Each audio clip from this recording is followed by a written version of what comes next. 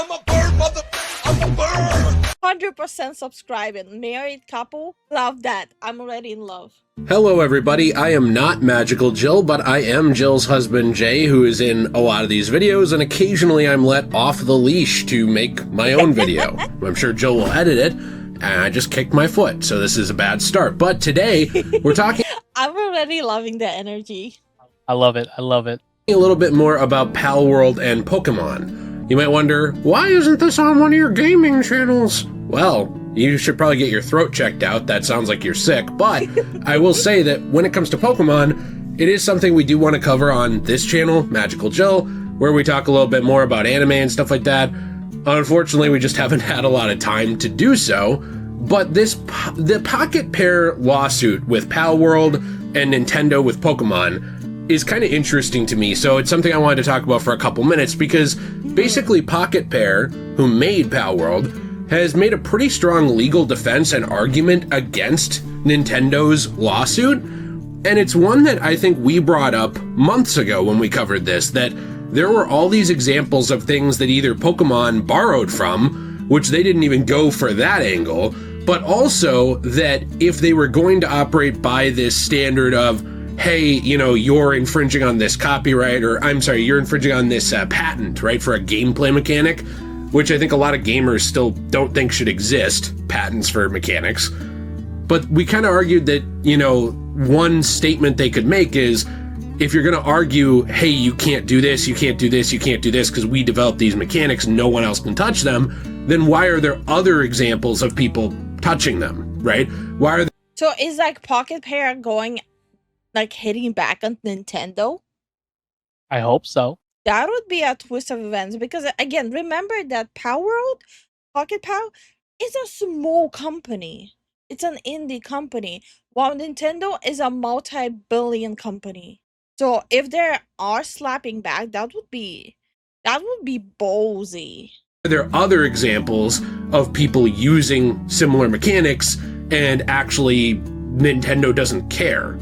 You know, it's kind of interesting because I understand the wanting to defend Pokemon to an extent, because whenever we talk about this, there's a lot of people who love Pokemon who kind of come out of the woodwork and they're like, this copied this copied this. Okay, I don't understand that whole attitude. Like, I've seen a lot of people on Reddit, on Twitter, saying stuff like, oh, F Palworld, Pokemon for the win, blah, blah, blah. But in reality, they don't play either. They don't play Pokemon. They don't watch Pokemon. They watched one episode as a kid of Ash Ketchum getting Pikachu for the first time, which is the first episode. And they're like, I'm a Pokemon fan now. Yeah, like F Palworld, I'm a Pokemon fan. Like, to be fair, the only reason I like Pokemon for so long, and the reason why I still buy and collect Bulbasaurs, is because of fond memories from my childhood. Other than that, I'm not touching Pokemon games. They're boring, especially the new ones. I'm good. I'd rather play Palworld, and also Palworld, PAL designs are a lot better than the new gen Pokemons anyways. 100%. I know people will come for me for the statement, but come on, I have eyes. Defected eyes, but I have eyes. My thing has always been that, as you can see in our previous video from probably about 6 months ago, so I won't regurgitate all those examples, there are a lot of things that Nintendo, for Pokemon, did borrow from, and even has just straight up said they were directly inspired from, like Dragon Quest. They admitted, word for word in the past, developers— I've seen people mention this a lot. I personally don't play Dragon Quest, so I wouldn't exactly know those examples, but I've seen so many people mention that. I see it. I see it. Yep, it's... Yeah. Yeah. No, obviously, if there's like a visual, you're like, okay, I see what you're doing there.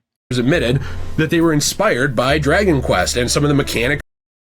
It's very obvious when you have this visual. Like, extremely obvious. Also, this Dragon Quest, same artist as Dragon Ball.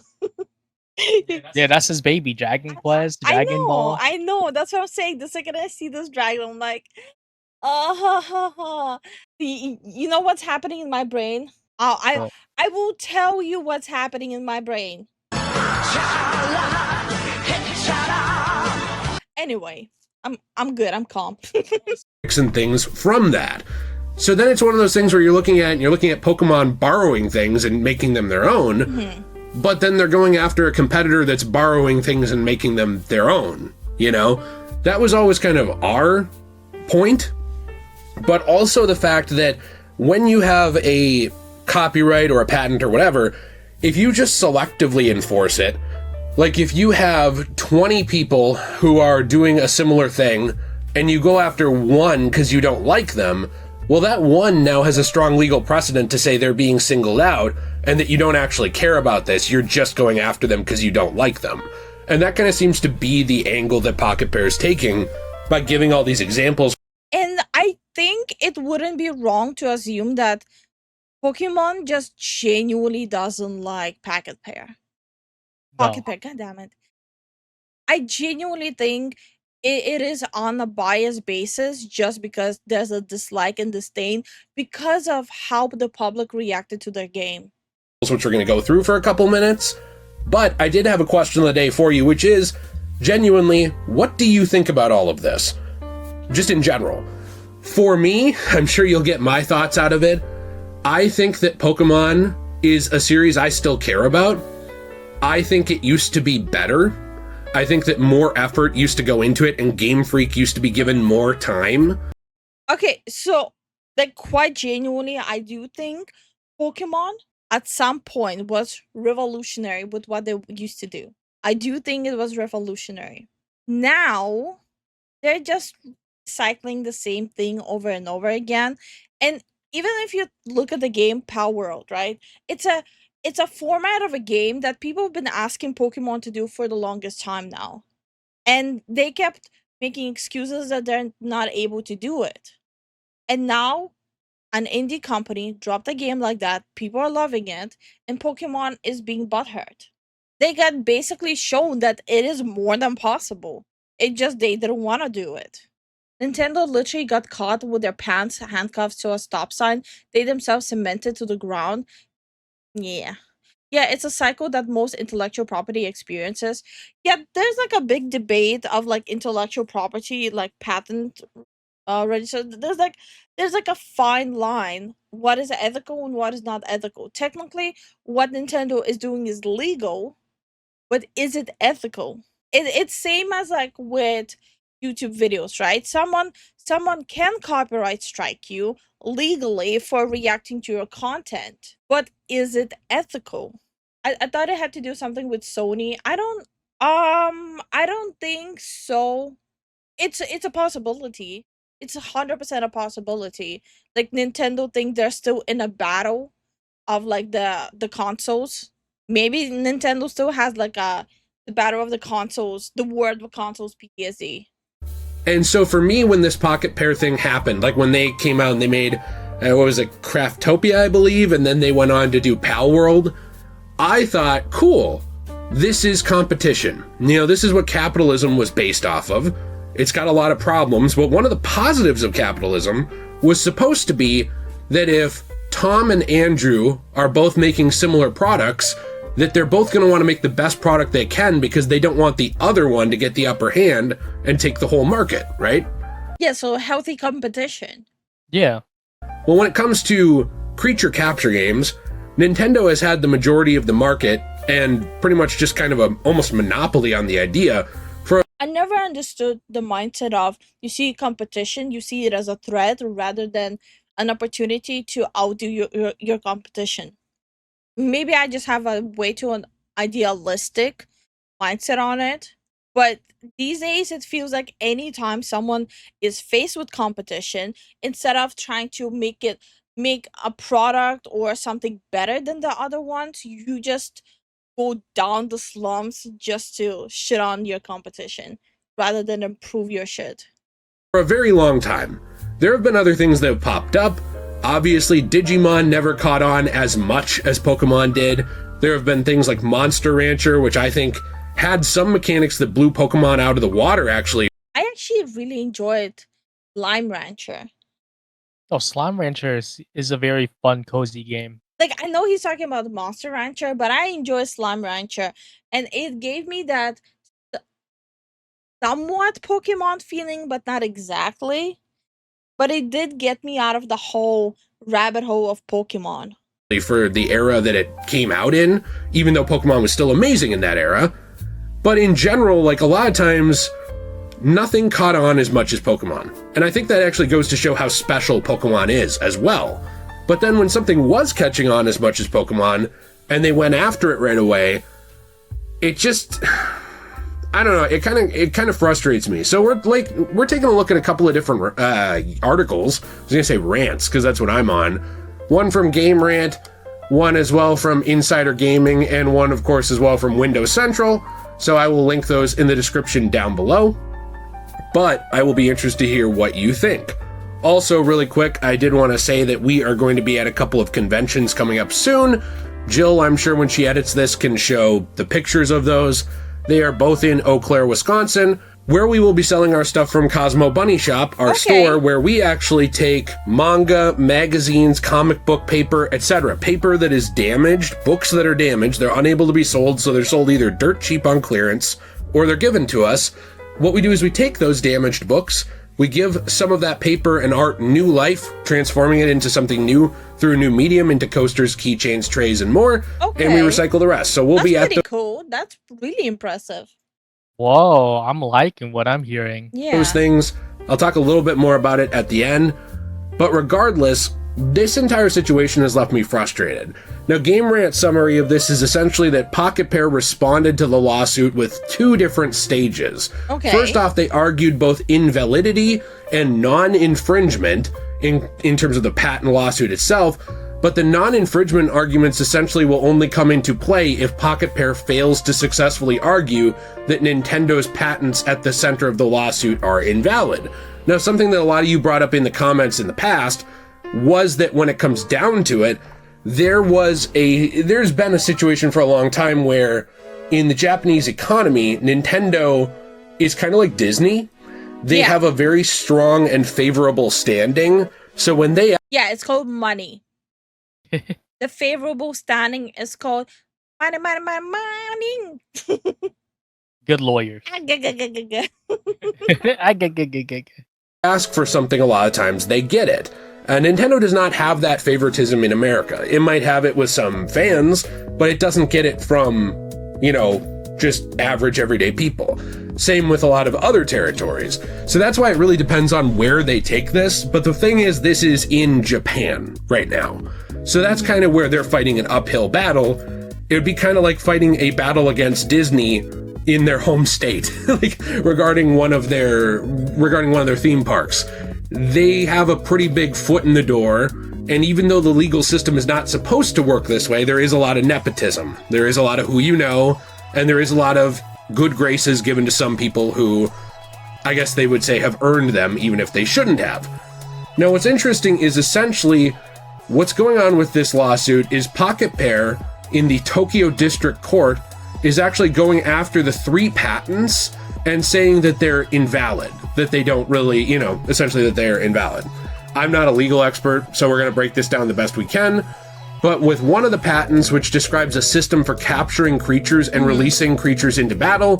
There's a lot of people who've been pointing out, even in our comment sections, that Pokemon weren't even the first one who did the sphere thing. No, they were not. And I think it would be pretty easy for them to prove it.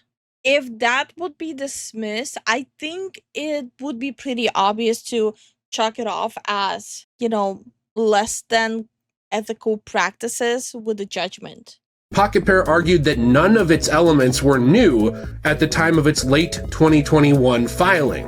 The company used its prior game, Craftopia, to... Also, I'm sorry, why did they decide to include this clip? It's like the most disturbing clip they could have put. No, that's Palworld in a nutshell, though. Yeah, no, fair enough. Illustrate the claim, arguing that while it doesn't do everything Nintendo's patent describes, it could easily be combined with features from other existing games to arrive at the same result. They cited games like Titanfall 2, Far Cry 5, Tomb Raider, and Octopath Traveler among prior titles whose systems overlap with this patent, but none of these ones were targeted by Nintendo, right, for a lawsuit. And that's their point is, now wait a minute, you've already not cared about this patent. You have let this patent go. there have been all of these different games, at least 4 to 5 major AAA games. Poor Titanfall 2. Okay, but wouldn't they also be able to like claim that the lawsuit is happening only because of the success of the game? Because when they filed the patent, it's public record. On here, because that game is one of my favorite shooter campaigns I've ever played, and it did not get the recognition it deserved. But it's finally getting it in this lawsuit. Suck it, EA. It's unfortunate, though, because they basically pointed out that, you didn't go after any of these. In regards to other patents, though, they made a similar claim to patent JP74. I'm not even going to read that whole thing, which essentially describes a system for aiming a capture item and calculating creature capture chances. They actually pointed out the Dark Souls 3 mod, Pocket Souls, which some of you are going to say, well, no, wait a minute, a mod, that's not official, but it went viral. Like everybody knows about it. They didn't take it down, they didn't do anything like that, which allows players to capture enemies and use them against one another. I'm going to be pissed if they take this mod down, by the way. Pocket Pair also said that combining its ideas with Craftopia, the Fallout 4 mod Nukamon, which is very clearly inspired by Pokemon, it's even got Mon in it, Monster Super League, or Nexomon, would have literally been enough to arrive at the mechanics similar to those in Palworld.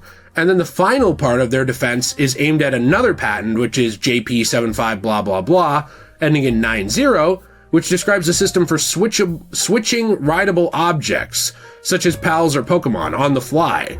Here, Pocket Pair pointed to Ark. You got Ark Survival Evolved and stuff like that, as an obvious case of prior art that doesn't even need to be combined with anything else, and Nintendo never went after it. So there's all these existing arts already that do these things. And actually, somebody even... Yeah, but again, like, Pokemon is going after Palworld just because they got showed off. And it didn't help that everyone kept comparing it to Pokemon. It 100% didn't help. Like, how many memes a day did you see of comparisons the day Palworld dropped? Also, after Nintendo went after Palworld, how many people did you see complaining on Reddit and Twitter that, hey, Palworld fell off, you cannot even throw your pals anymore?